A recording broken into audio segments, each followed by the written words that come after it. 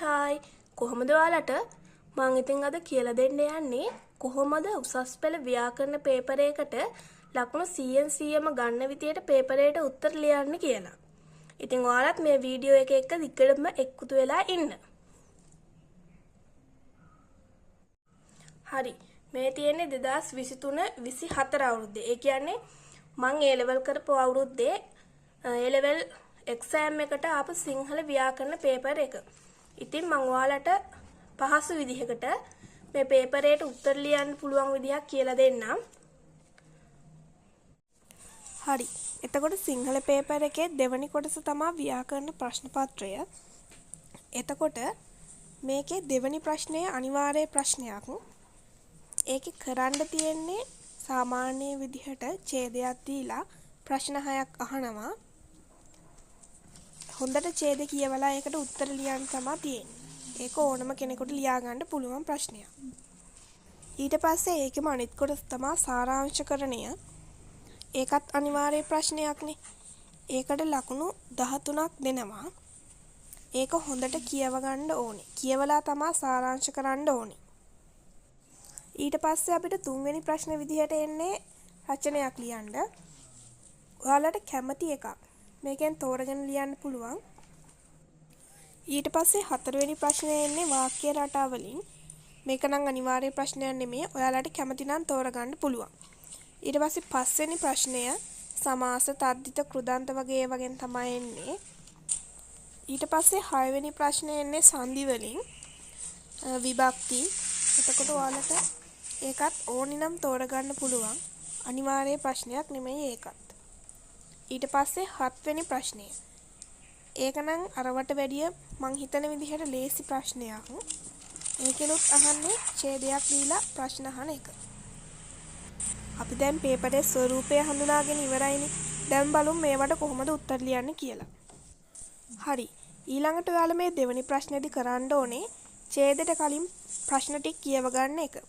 ඊට පස්සේ ඔයාලා ඡේද කියවනකොට ප්‍රශ්න ටික මතක නිසා ඒවට උත්තර හම්බෙනවා. එතකොට ඒවා මාක් කරගෙන යන්න තියෙන්නේ. එහෙම කරන්නේ අපි කාලය ඉතුරු කරගන්න ඕන නිසා මෙතෙන්දි ගොඩාක් ලේසි ප්‍රශ්න ටිකක් අහන්න නිසා ඔයාලට ලකුණු 12න් 12ම ගන්න පුළුවන්. ඊට පස්සේ අපිට තියෙන සාරාංශකරණය කියන ප්‍රශ්නය කරන්න. මේකෙදි ඔයාලා කරන්න ඕන මුල ඉඳලා ඡේදයේ අවසන් වෙනකන් හොඳට කියව ගන්න එක. එකපාරක් කියවලා තේරුම් නැත්නම් 3-4 පාරක් වුණත් කියව ගන්න එක හොඳයි. ඊට පස්සේ ඔයාලා කරන්න ඕනේ මේ ඡේද තියෙන වචන ටික ගණන් කරගන්න එක. එහෙම කරලා ඔයාලා මේ ඡේද තියෙන වචන ටික ඔක්කොම එකතු කරලා 3ෙන් බෙදන්න ඕනේ. අපි එහෙම කරන්න ඕනේ මේ ඡේදය සාරාංශකරණය කරන්න තියෙන්නේ වචන 3ෙන් එකක් වනසේ විදිහට. අපි උදාහරණයක් විදිහට හිතමු මේකේ වචන 150ක් තිබ්බා කියලා. ඒක 3ෙන් බෙදපුවාම එන්නේ 50නේ. එතකොට ඔයාලා මේ ඡේද සාරාංශ කරන්න ඕන අවසානයේදී වචන 50ක් වගේ ගාණක් එන විදිහට. තව එකක් කියන්න ඕනේ මෙතන දැන් ඡේද දෙකක් විදිහට තිබ්බට ඔයාලා අවසානයේ සාරාංශකරණය කරපුවාම තියෙන්න ඕන එක ඡේදයක් විතරයි. එහෙම තිබ්බේ නැත්නම් දෙකක් විදිහට ලියලා තිබ්බොත් අනිවාර්යෙන් ලකුණු කපනවා.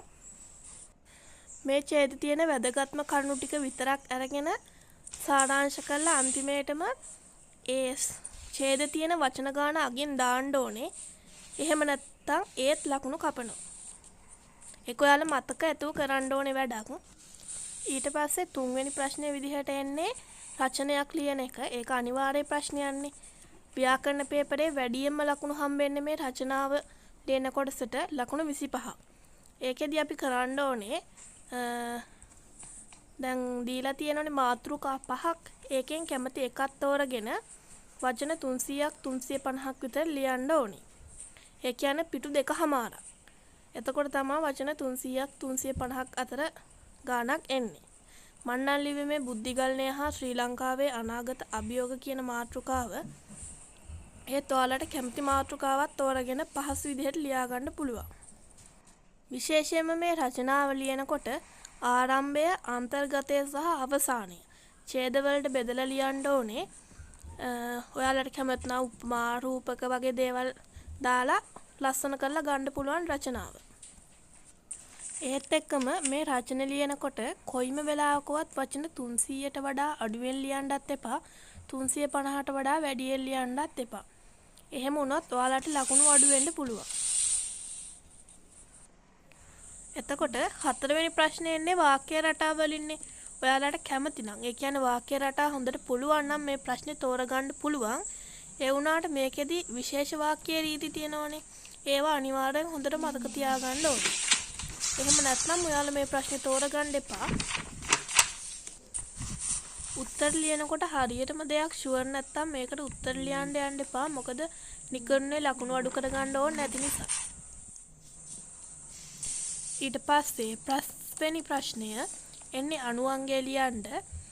ඒකත් එච්චර ලේසි ප්‍රශ්නයක් නෙමේ.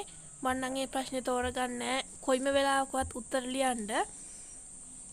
මොකද ඒකේ එක කෑල්ලක් ලිව්වොත් එක වචනයකට උත්තරයක් ලිව්වොත් එක ලකුණයි හම්බෙන්නේ. එතකොට 6 වෙනි ප්‍රශ්නෙත් එහෙමයි. ඒකේ හිස්තැන් පුරවන්නයි ආය අහන්නේ සංදි වලින් එහෙමනේ. එතකොට ඒකේ අපි කොච්චර මහන්සි වෙලා මේකේ උත්තර ලිව්වත් එක කොටසකට හම්බන්නේ ලකුණු භාගයක් වගේ පොඩි ලකුණක්නේ. එතකොට අපිට ඒක ලියන එක පාඩුයි. ඒක නිසා අපි හැම වෙලේම කරන්න ඕනේ පහසුවෙන් ලකුණු ගන්න පුළුවන් ප්‍රශ්නයක් තෝරගෙන ඒකේ උඩරිම ලකුණු ප්‍රමාණයකට යන එක. අරක එක කොටසක් හරි වැරදුනොත් ලකුණු භාගයක් නැති වෙනවා. ඊට පස්සේ 7 වෙනි ප්‍රශ්නේ මම නම් තෝරගත්තේ මේ ප්‍රශ්නේ. ඒකෙත් හැබැයි ඡේදයක් දීලා ප්‍රශ්න අහන එකනේ තියෙන්නේ. එතකොට ඒකෙත් අකාරාදී පිළිවෙල, කෘදාන්ත, තද්දිත වගේ පොඩි පොඩි දේවල් පිළිබඳව පොඩි අවබෝධයක් තියෙන්න ඕනේ. නැත්නම් ඒකටත් උත්තර ලියන්න බෑ. ඒ වුණාට අනිත් ඒවට සාපේක්ෂව මේ ප්‍රශ්න ගොඩක් ලේසි. ලකුණු ගන්න ලේසි. ඒත් එක්කම තව දෙයක් කියන්න ඕනේ. මේ ප්‍රශ්න ලියනවා නම් අනිවාර්යෙන් අක්ෂර පිළිබඳව අවබෝධයක් තියෙන්නත් ඕනේ.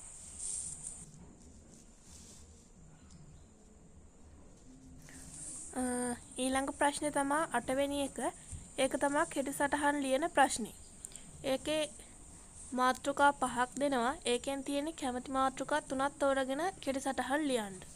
එතකොට එක කෙටි සටහනකට ලකුණු 5ක් හම්බෙනවා. මේකත් මම ලිය ප්‍රශ්නයක්. ඒකේ ලකුණු 5ක් හම්බෙනවනේ එක කෙටි සටහනකට. එතකොට අපිට ලකුණු ගන්න ලේසි හින්දා ඒක කරන එක හොඳයි. එතකොට මම අර ඉස්සෙල්ලා 4 වෙනි ප්‍රශ්න ගැන ඔයාලට කිව්වේ වාක්‍ය රටාව වලින් ප්‍රශ්නයක් අහන එක ගැන. එතකොට මම 1997 ඉඳලා 2022 අවුරුද්ද වෙනකන් වාක්‍ය රටා ටික ඔක්කොම කරලා විභාගෙට ගියේ. එහෙම ප්‍රැක්ටිස් එකක් තිබ්බේ නැත්නම් ලියන්න ගොඩක් අමාරු වෙනවා. ඒකින්ද හොඳ ප්‍රැක්ටිස් එකක් තියෙන්න ඕනේ. ඔයාලත් පාස් පේපර් කරනකොට වෙන වෙනම මේ කොටස් ටික එක ළඟට අරගෙන උත්තර ලියන්න ඕනේ.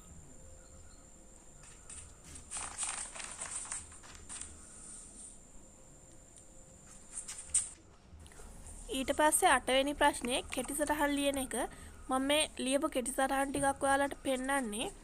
එතකොට මේ එක මාතෘකාවකට මේ වගේ ප්‍රමාණයක් කෙටි සටහනට ලිව්වොත් ඇති. ඒ කියන්නේ අපි හිතමු මිශ්‍ර ක්‍රියා කියලා. එතකොට මේ මිශ්‍ර ක්‍රියාවල තියෙන ප්‍රධාන ලක්ෂණ ටික දාලා උදාහරණ 3ක් විතර දාලා උත්තර ලියපුවාම ඒකට ප්‍රමාණවත් වෙනවා. මට දීලා තියෙන්නේ 5න් 3යි. ඒ වුණාට අනිවාර්යෙන් ඔයාලට එක්සෑම් එකේදී 5න් 5ම ගන්න පුළුවන්. මං හිතන විදිහට නම් මේ කෙටි සටහන් ලියන ප්‍රශ්නේ තමයි ලේසිම ප්‍රශ්න ව්‍යාකරණ පේපරේ තියෙන. මේ තියෙන්නේ අර මම ලියපු සාරාංශ කරන්නේ. මේ විදිහට අගින් වචන ගාන දාන්න ඕනේ. අනිවාර්යෙන් මතක් කරලා දාන්න ඔයාලා ඒක.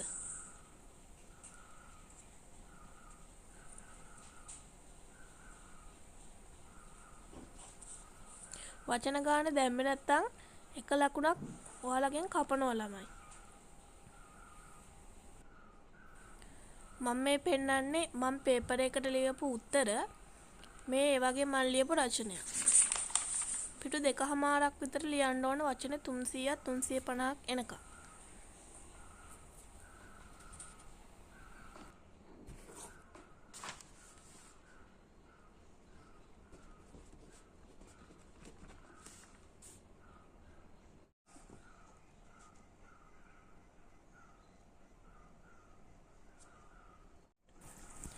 එතකොට මේ තියෙන ව්‍යාකරණ පේපරේ ඉරිගහන ප්‍රශ්න පත්‍රය.